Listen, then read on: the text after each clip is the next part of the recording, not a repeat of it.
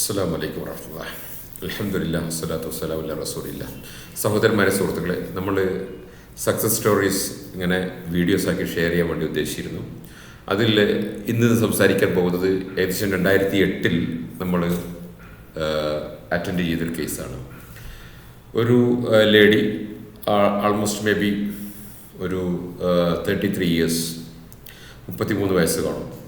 അവർക്ക് PCOD, അതുപോലെ abortions എന്ന് മാത്രമല്ല മെൻസ്ട്രുവൽ ബ്ലീഡിങ് ഏകദേശം ഒരു 24 ദിവസം ഉണ്ടാവും ഒരു മാസത്തിൽ. പിന്നെ 2-3 ദിവസം ഒരു ശുദ്ധിയുള്ള പീരീഡ് വീണ്ടും. അതാണ് അനുഭവം. അത് ഏകദേശം ഒരു കുറേ വർഷങ്ങളോളം നിന്നതാണ്. അതുപോലെ സെക്സിൻ്റെ സമയത്ത് അൺബിയറബിൾ ആയിട്ടുള്ള, സഹിക്കാൻ കഴിയാത്ത പെയിൻ, പിന്നെ അതുപോലെ ഡിപ്രഷൻസും, ഭയങ്കരമായ ശരീരം, ഭയങ്കരമായ വണ്ണം, തടി വെച്ചിട്ട് ഒബിസിറ്റി, അതുപോലെ എമോഷണൽ പ്രോബ്ലംസ് എല്ലാം ഉണ്ട്.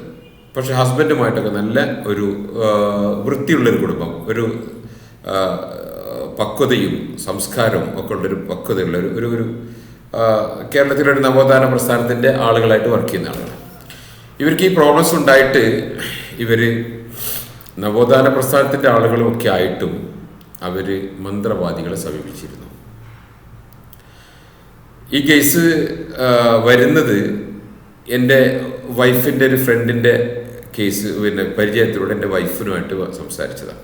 അപ്പോൾ എൻ്റെ വൈഫുമായിട്ട് ഇവരുടെ പ്രോബ്ലംസ്, ഈ ലേഡിയുടെ പ്രോബ്ലംസൊക്കെ അങ്ങനെ വിശദമായിട്ട് സംസാരിച്ച്, ഞാനില്ലാത്ത സമയത്ത് സംസാരിച്ചു. അപ്പോൾ എൻ്റെ വൈഫ് പറഞ്ഞു, ഞാനൊരു കാര്യം ചെയ്യാം, ഞാൻ എൻ്റെ ഹസ്ബൻഡ് വന്നിട്ട് നിങ്ങൾക്ക് റൊക്കിയയുടെ ഒരു CD, അന്ന് CD വ്യാപകമായിട്ടില്ല പക്ഷെ ഉണ്ട്, അങ്ങനെ CD കൊടുത്തയച്ചു.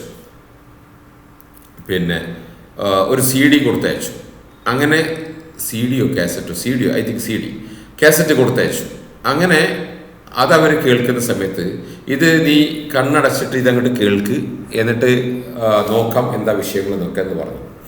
ഈ സ്ത്രീ എന്ത് ചെയ്തു, അവരുടെ ഹസ്ബൻഡ് ഓഫീസിൽ പോയതിന് ശേഷം കണ്ണടച്ചിരുന്ന് CD അങ്ങോട്ട് കേട്ടു.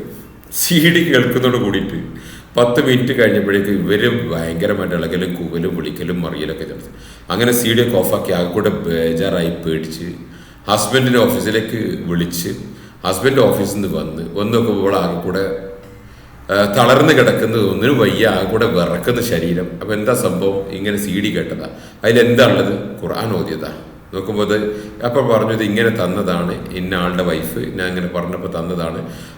ശൈത്വാനികമായ പ്രോബ്ലംസ്, ബ്ലാക്ക് മാജിക് പ്രോബ്ലംസ് ഒക്കെ ഉണ്ടെങ്കിൽ ഖുർആനിൻ്റെ ഇതുപോലുള്ള സെലക്റ്റഡ് ആയിട്ടുള്ള ആയത്തുകൾ കേട്ടാൽ പ്രതികരണം ഉണ്ടാകും എന്ന് അദ്ദേഹം പറഞ്ഞിട്ടുണ്ട്. അതുകൊണ്ടാണ് കേട്ടു നോക്കിയത്, ഇതാ സംഭവം. അങ്ങനെ എന്ത് ചെയ്തു, ആ സ്ത്രീ ഉടനെ എൻ്റെ വൈഫിനെ വിളിച്ച്, എടി ഇങ്ങനെയൊക്കെ ഉണ്ടായി എന്നൊക്കെ പറഞ്ഞു. എൻ്റെ വൈഫ്, ഞാൻ രാത്രി ഓഫീസിൽ വന്നപ്പോൾ എന്നോട് പറഞ്ഞു, ഇങ്ങനെ ഒരു ആളിനോട് സംസാരിച്ച് നമ്മൾ കൊടുത്തയച്ച CD ഉണ്ടല്ലോ, അത് കേട്ടിട്ട് ഇന്ന അനുഭവമൊക്കെയാണ്, നിങ്ങളോട് നേരിട്ട് സംസാരിക്കണം എന്ന് പറഞ്ഞിട്ടുണ്ട്. ഞാൻ പറഞ്ഞു, അതേ, അവളുടെ ഹസ്ബൻഡിനോട് വിളിക്കാൻ പറ, ഹസ്ബൻഡിനോട് എന്നെ വിളിക്കാൻ പറ. ഹസ്ബൻഡ് പിന്നെ 2 ദിവസം 3 ദിവസം കഴിഞ്ഞിട്ട് വിളിച്ചു. ഞാൻ പറഞ്ഞു, മേ ബി നമുക്ക് റൊക്കെ ചെയ്ത് നോക്കാം. അങ്ങനെ എൻ്റെ ഫ്ലാറ്റിൽ എൻ്റെ വീട്ടിൽ കൊണ്ടുവന്നു. ഞാൻ റൊക്കെ ചെയ്തു നോക്കുന്ന സമയത്ത്, ചെയ്ത് നോക്കുന്ന സമയത്ത് പല ഭാഷകൾ സംസാരിക്കുക, ഒരുപാട് വിഷയങ്ങൾ, മനസ്സിലായില്ലേ, വയലൻ്റ് ആയിട്ടില്ല. ഇതൊക്കെ ആദ്യകാലത്ത് ഘട്ടത്തിൽ ഭയങ്കരമായിട്ടുള്ളൊരു സംഭവങ്ങളാണ്, മനസ്സിലായില്ലേ. അങ്ങനെ അദ്ദേഹം ചെയ്തു, അതെല്ലാം റെക്കോർഡ് ചെയ്തു. ആ റെക്കോർഡ് ഇന്നും എൻ്റെ ഹാർഡ് ഡിസ്കിൽ കിടക്കുന്നുണ്ട്. ഞാൻ റെക്കോർഡ് ചെയ്തിട്ടുണ്ട്, അദ്ദേഹം റെക്കോർഡ് ചെയ്തിട്ടുണ്ട്. അദ്ദേഹം റെക്കോർഡ് ചെയ്ത് ഏകദേശം 2 മണിക്കൂർ കൊണ്ട് ഇതെല്ലാം ശരിയായി. ശൈത്താനികമായിട്ടുള്ള സിഹറുകളെല്ലാം ബാത്തിലായി, ഫ്രീ ആയി വന്നു. അദ്ദേഹം എന്നോട് പറഞ്ഞ്, ഇഫ്സുക്ക, ഇത്രയും വിഷയങ്ങളൊക്കെ നമ്മൾ നിഷേധിച്ച് നടന്നത്, ആ ഒരു കുറ്റബോധമാണ് എനിക്ക്. എൻ്റെ വൈഫിനിങ്ങനെ ഉണ്ടായല്ലോ എന്നല്ല, പക്ഷേ ഇത് ഒക്കെ ഞാൻ നിഷേധിച്ച് നടന്ന ഒരു നവോത്ഥാന പ്രസ്ഥാനത്തിൻ്റെ ആളായിട്ട് ഞാൻ നടക്കുമ്പോൾ എൻ്റെ വീട്ടിൽ തന്നെ ഈ പ്രശ്നമുള്ളത് എനിക്ക് മനസ്സിലായില്ലല്ലോ എന്നാണ് അദ്ദേഹത്തിൻ്റെ കുറ്റബോധം. അങ്ങനെ അതെല്ലാം ഫ്രീ ആക്കി എടുത്ത് അതേ രീതിയിൽ നെക്സ്റ്റ് ഡേ, ശ്രദ്ധിച്ചോളൂ, അന്ന് തന്നെ അവരുടെ ബ്ലീഡിങ് ഇഷ്യൂസ് നിന്ന് ഒരു വ്യാഴാഴ്ച രാത്രിയാണ്, കാരണം വെള്ളിയാഴ്ച ഒഴിവാകുമ്പോൾ വ്യാഴാഴ്ചയാണ് നമ്മളെല്ലാം ട്രീറ്റ്മെൻറ്റൊക്കെ ചെയ്യുക. വ്യാഴാഴ്ച രാത്രി, വെള്ളിയാഴ്ചയാണ് സൗദി അറേബ്യയിലാകുമ്പോൾ വെള്ളിയാഴ്ചയാണല്ലോ ഓഫ് ഉള്ളത്. വ്യാഴാഴ്ച രാത്രി അവൾ റൊക്കിയ ചെയ്തു. അന്ന് തന്നെ അവരുടെ ബ്ലീഡിങ് നിന്നു. എത്രയാണ്? കാരണം ഈ ബ്ലീഡിങ് ഉള്ളത് കൊണ്ട് വർഷങ്ങളായിട്ട് അവർ മസ്ജിദുൽ ഹറമിൽ പോയിട്ടില്ല. വെള്ളിയാഴ്ച ഉച്ച കഴിഞ്ഞിട്ട് അവർ ജുമ കഴിഞ്ഞതിന് ശേഷം ബ്ലീഡിങ്ങിൽ നിന്ന് സന്തോഷത്തിലും അള്ളാഹുവിനോട് ശുക്ർ പറയാനും വേണ്ടിയിട്ട് നോക്കി, ഇവരൊക്കെ മനസ്സിലാക്കണം, അള്ളാഹുവിനോട് ശുക്ർ പറയാൻ വേണ്ടിയിട്ട് അവർ മസ്ജിദുൽ ഹറമിലേക്ക് പോകുന്ന വഴിക്ക് എനിക്ക് വിളിച്ചു പറഞ്ഞു, ഞങ്ങൾ പോവാണ്. വർഷങ്ങളായി ഞാൻ എൻ്റെ ഭാര്യ മസ്ജിദുൽ ഹറമിൻ്റെ കോമ്പൗണ്ടിലേക്ക് പോലും ചവിട്ടിയിട്ട്, മനസ്സിലായില്ലേ? അൽഹംദുലില്ലാഹ്. അങ്ങനെ ഏകദേശം കുറച്ച് ദിവസം കഴിഞ്ഞു. വീണ്ടും ഇവർക്ക് പല അസ്വസ്ഥതകളും കാര്യങ്ങളും, ബ്ലീഡിങ് ഇഷ്യൂസ് ടോട്ടലി നിന്നു. അങ്ങനെ മാനസികമായിട്ട് കുറേ വിഷയങ്ങളും എല്ലാം ബാക്കി കിടക്കുന്നുണ്ട്. അപ്പം ഞാൻ എന്ത് ചെയ്തു, വേറെ മറ്റൊരു ദിവസം അവരുടെ വീട്ടിലേക്ക് ചെന്നു. അങ്ങനെ ഞാനും എൻ്റെ വൈഫും മക്കളും, സൗദി അറേബ്യയിലേക്ക് നമ്മൾ ട്രീറ്റ്മെൻറ്റ് ചെയ്യുന്ന സമയത്ത് അധികം നമ്മൾ ഫാമിലി ആയിട്ടാണ് പോകുന്നത്, നമ്മുടെ വീട്ടിലേക്ക് വരികയൊക്കെ ചെയ്യുന്നത്. അങ്ങനെ അവിടെ ചെന്നു അവരുടെ ഡിപ്രഷൻസ് ഇഷ്യൂസും മറ്റെല്ലാം സംസാരിച്ച് ഓതുന്ന സമയത്ത് ഇവർക്ക് സൈക്കിക് ഇൻഡ്യൂഷൻസ് എന്ന് പറയുന്ന, ഇപ്പോൾ കശ്ഫ് എന്ന് പറയുന്ന കേരളത്തിലുള്ള നമ്മുടെ മൊല്ലാക്കന്മാർ ഷിർക്ക് എന്നൊക്കെ പറഞ്ഞ സംഗതി, ഇതിൻ്റെ ഷിർക്ക് എന്താണ് നിങ്ങൾ മനസ്സിലാക്കുക. ഇങ്ങനെ ഇരുത്തി ഓതുന്ന സമയത്ത് ആ സ്ത്രീ പറയും, ഞാൻ രാവിലെ തൊട്ടേ എനിക്കിങ്ങനെ തോന്നുന്നുണ്ട്, എൻ്റെ മനസ്സിൽ കാണുന്നുണ്ട്. എന്താ കാണുന്നത്? എന്തോ ഒരു വസ്തു, ഒരു ഫർണിച്ചറിൻ്റെ മുകൾ ഭാഗം കാണുന്നത്. അപ്പോൾ എന്തിൻ്റെ മുകൾ ഭാഗം? ടേബിളാണോ? ടേബിളല്ല, ഒരു ആൾമറയുടെ മുകൾ ഭാഗമായിട്ടാണ് എനിക്ക് കാണുന്നത്.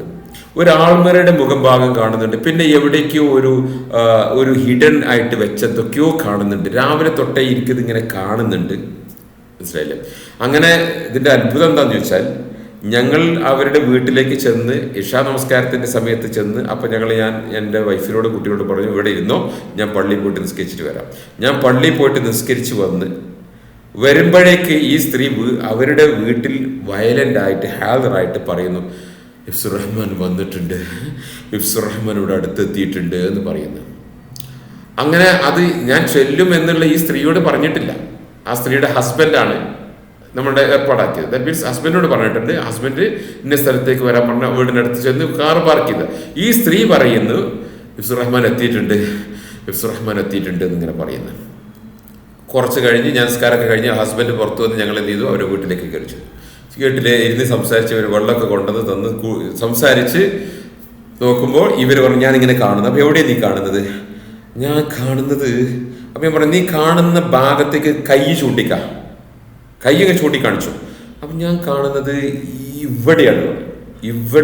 ഓഹോ, ഇവിടെ ഈ ഡയറക്ഷനിൽ ആൾമറ ഉണ്ടോ ചോദിച്ചാൽ ഉണ്ട് എന്ന് പറഞ്ഞു. എവിടെ ചോദിച്ചാൽ അടുത്ത റൂമിലാണ്, അങ്ങോട്ട് പോകാം. ആൾമറിന്റെ മുകളിൽ ഇവരെ കയറി. ആ സ്ത്രീ തന്നെ ആൾമറിന്റെ മുകളിൽ കയറിയിട്ട് ആ സാധനം എടുത്തു.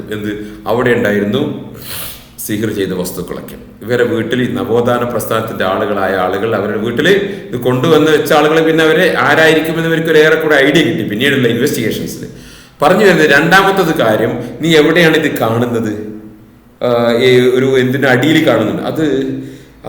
ഇത് ഇവിടെയാണ്. അപ്പൊ ഇവിടെയാണെങ്കിൽ അത് ഇവിടെ ഇങ്ങനെ ശരിക്കും ഒന്ന് ഒബ്സർവ് ചെയ്താണ്. അങ്ങനെ ഒബ്സർവ് ചെയ്ത് കമ്പ്യൂട്ടർ ടേബിളിന് അടിയിൽ അവള് തന്നെ ഈ കമ്പ്യൂട്ടർ ടേബിളിന് അടിയിലൂടെ പോയിട്ട് ഇവിടെ പറ്റിച്ചു വെച്ച ഈ ചൂയിങ് ഗം ഉണ്ടല്ലോ, നമ്മൾ തിന്നുന്ന ചൂയിങ് ഗം, ആ ഗമ്മ് നല്ലോണം ചവച്ച് കഴിഞ്ഞാൽ പശ പോലെ നല്ല പശയാവും. അതിനുള്ളിൽ കുറച്ച് സാധനമൊക്കെ ആക്കിയിട്ട് വെച്ചിട്ട് ഒട്ടിച്ചതാണ്. ഇതേ സാധനം ആൾമറിന്റെ മുകളിലും ഇവിടെയുണ്ട്. പറിച്ചെടുത്തു, ആൾമറിന്റെ മുകളിൽ നിന്നും പറിച്ചെടുത്തു, ഇവിടുന്ന് പഠിച്ചെടുത്തു. ഇതൊക്കെ റെക്കോർഡുണ്ട്. ഇങ്ങനെയാണ് സിഹിർ ചെയ്ത വസ്തുക്കൾ ഒരു പക്ഷെ നമുക്ക് കണ്ടെടുത്താം സൈക്കിക് ഇൻഡ്യൂഷൻസ് വഴി. അപ്പോഴത്തേണ് മൂല്യർ, നമ്മളെ വിസ്ഡം വിഭാഗത്തിന്റെ പണ്ഡിതന്മാരെന്നൊക്കെ പറയുന്ന അറിയാലോ, ഞാനിപ്പോൾ അവരെ കുറിച്ചൊന്നും പറയണ്ട, ആൾറെഡി പറഞ്ഞിട്ടുണ്ട്. വിവരദോഷം, എടോ എന്തെങ്കിലുമൊക്കെ പോയി പഠിക്കടോ, എന്തെങ്കിലുമൊക്കെ പഠിക്ക്. ഈ വിഭാഗത്ത് മൊത്തത്തിൽ വരെ അവസ്ഥ അവർ 10ാം ക്ലാസ്സിൽ 8ാം ക്ലാസ്സിലൊന്നും മാർക്കുള്ള ഒരു സമൂഹത്തിലെ വേസ്റ്റുകളായിട്ട് മാറുന്ന സമയത്ത് അവരെ മാതാപിതാക്കളെ അറബി കോളേജിൽ എത്തിങ്ങാനി കൊണ്ടു ചേർക്കും. അവിടെ കൊണ്ടുപോയിട്ട് വല്ല അൽമനാറും തഫ്സീറും മറ്റേ ഇതൊക്കെ കൂടി യമാനുവലിന്റെ പരിഭാഷയൊക്കെ വായിച്ചിട്ട് അതിങ്ങനെ വാടി പ്രസംഗിച്ചൊരു മൂല്യരാകും. പിന്നെ ഒരു സംഘടന ഉണ്ടാക്കും, അതിന്റെ പിന്നെ ആളായിട്ട് നടക്കും. ഇത്തരം വിഷയമൊക്കെ സൈക്കോളജി പോയി പഠിക്കടോ, പാരാസൈക്കോളജി പോയി പഠിക്കുക, അല്ലെങ്കിൽ കളക്റ്റീവ് അൺകോൺഷ്യസ് കാൾജങ്ങിന്റെ തിയറി പോയി പഠിക്കുക. അതൊക്കെ 40 വർഷത്തെ റിസർച്ചാണ് കാൾജങ് നടത്തിയത്.